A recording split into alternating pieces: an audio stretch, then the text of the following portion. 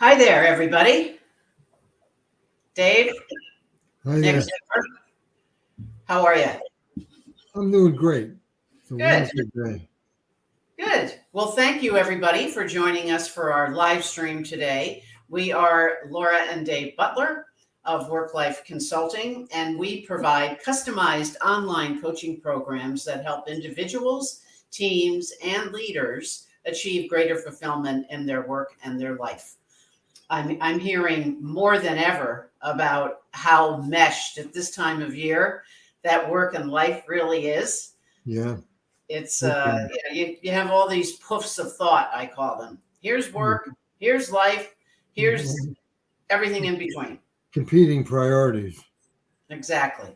Well, today, what we're going to be talking about, which is kind of a mesh of different things to think about, styles of leadership and which is the best to use in which situation. I know you've probably heard, I have heard myself over the years when we start talking about leadership styles. And quite often we hear about the leadership styles from the perspective of emotional intelligence. Mhm. And I've had people ask me, well, which style, if I'm a leader, is best?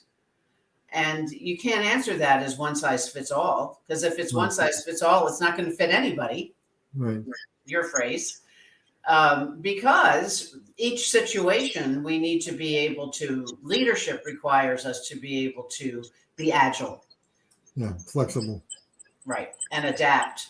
Adapt to the situation. And we certainly have had our the testing platform throughout these past 2 years, to be able to really see, what are some Mm. of the areas that each of us could improve on.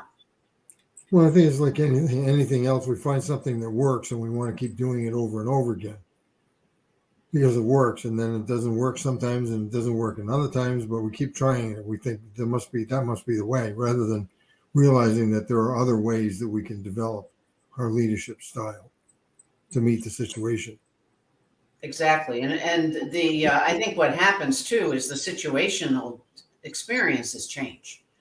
True. So we may gravitate towards one style that's a little more comfortable for us, but Right. our stretch is to try to go to that one that's not so nice. That Yeah. doesn't Well, mean that it's a wrong style. It's just something we don't go to. and with all the changes going on today, as you pointed out, I mean, some things that may have worked in person don't work as well online. And there's some things online that maybe work better than the way that they worked in person.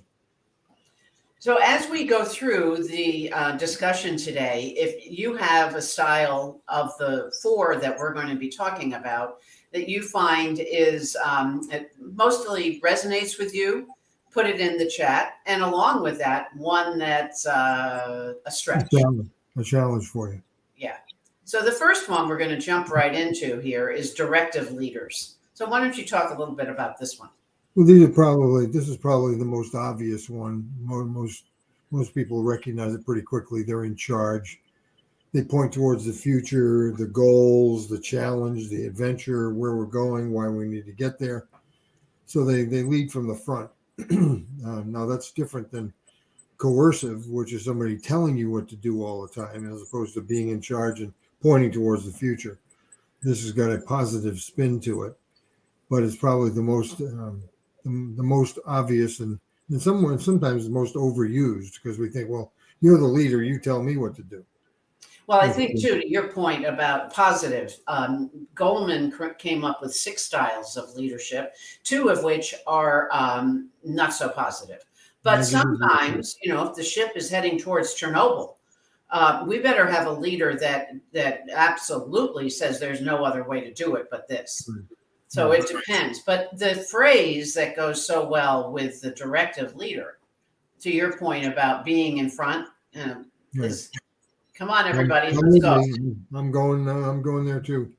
There's a Yep. great scenes in a movie called Band of Brothers where the leaders are the first ones to stand up and go lead the charge. It's a good example of this. Yeah. And it works best under situations. Let me stop the ticker here. Um, it works best under situations. Well, it doesn't seem to want to stop for me, but let's keep it going. A new vision or a new direction. You got to get everybody heading in the same direction. Get everybody on the same page. That's a good time to be directive. But it's not always the best. Certainly with times of change, for sure. And the next one that we're going to discuss is delegative style. And these are leaders who are clear on the expectations, but also encourage input from other people on their teams, other colleagues. And I think the approach is, I may have the ideas and I may feel like I'm ready to launch it. However, maybe somebody else has a different perspective than mine that might be interesting to take a listen to. Yeah. And so the phrase, what do you think? What do you think? There's this makes me think about an interesting book that I reference a lot, and it's called Questions Are the Answer. Mm-hmm. It's a really, really good book. Hal Gregerson, I think his name is. And so when you think about the opportunities that come up where we could have like an arsenal of questions, open-ended questions like this, what do you think creates an opportunity for all sorts of involvement, all sorts of interactions, and it's best used here, right? Yeah. Yeah, this is also known as the participatory style, getting other people to participate, to build buy-in, consensus, to get people to be a part of what you're doing. Exactly.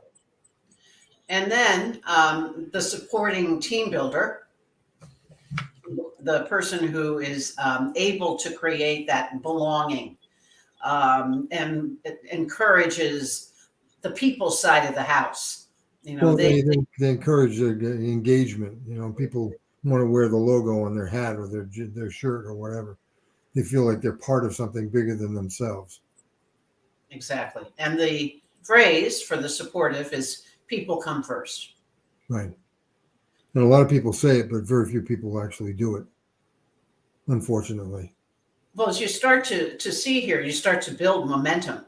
If the first one, directive, is come with me, delegative is what do you think, supportive is people come first.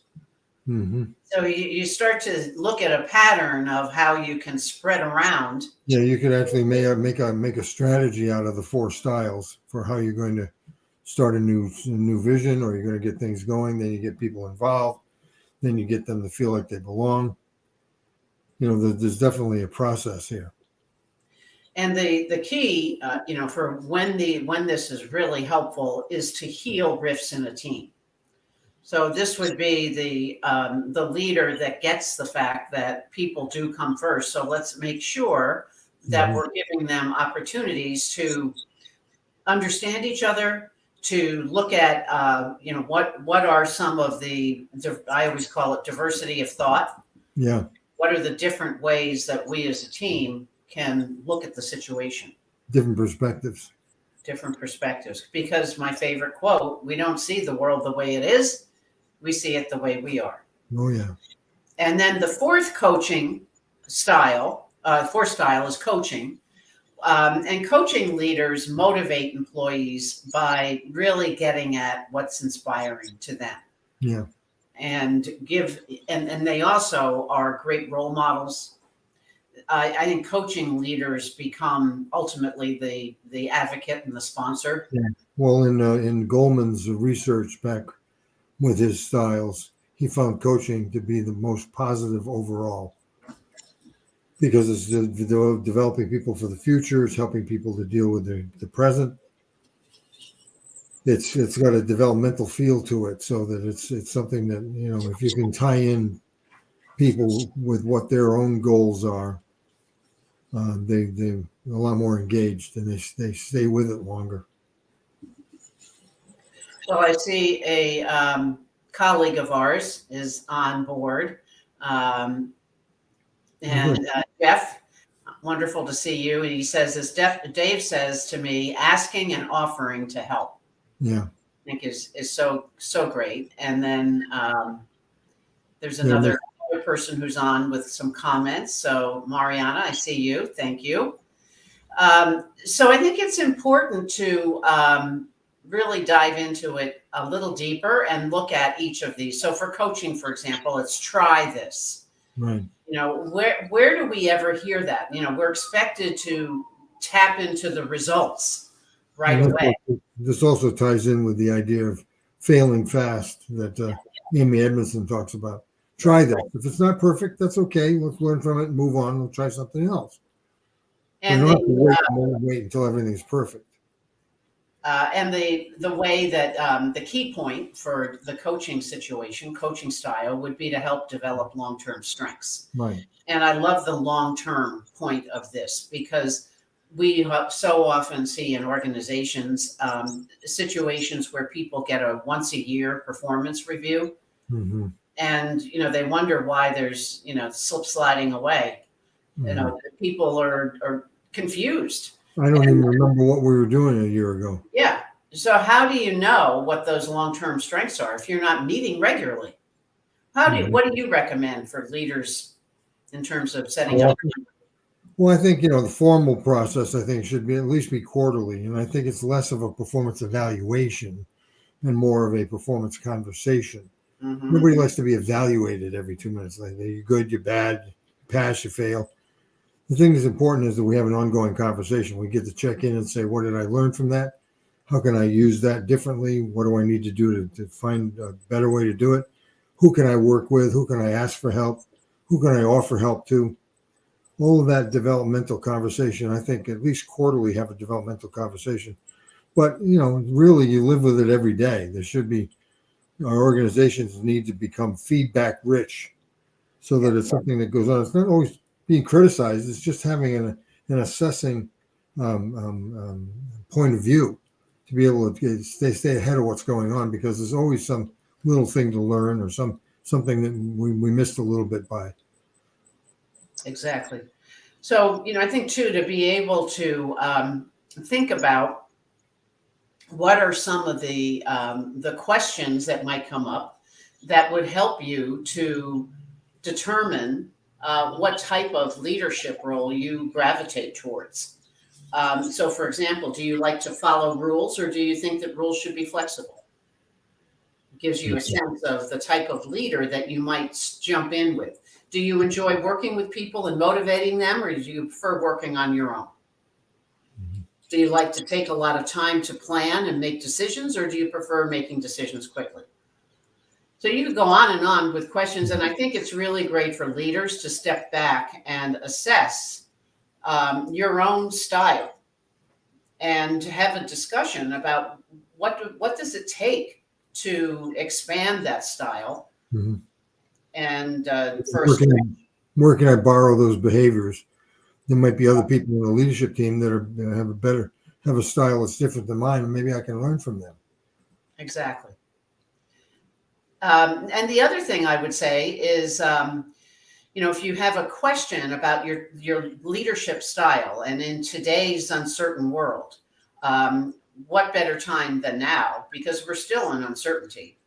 Surprise, surprise. If not more so. The only certainty is the uncertainty. Exactly. Just take a look at our website. Visit our website, worklifeonline.com, for more information. And if you're joining us halfway through the discussion or looking at this as a live stream, we are, as a recording, we're Dave and Laura Butler of Work Life Consulting.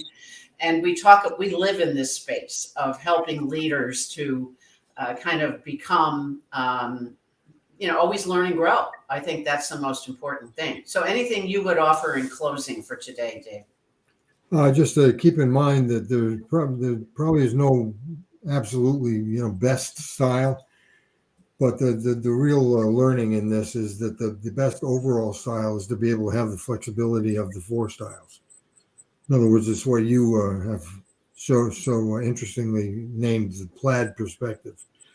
Well, there's a plaid leadership style. It allows me to be able to move and swivel around to the different situations, not just do the same thing over and over. Absolutely. So thank you for joining. Thank you for listening. Please let us know if we can answer any other questions, or if you would have a particular topic on leadership or coaching or Please. learning and developing. Please let us know, because we love to jump in. So thanks so much. Thank you. We're here every Wednesday at 4:00. And I think what we could do is play a little closing with our dear friend Elliot Lewis. We're in this together.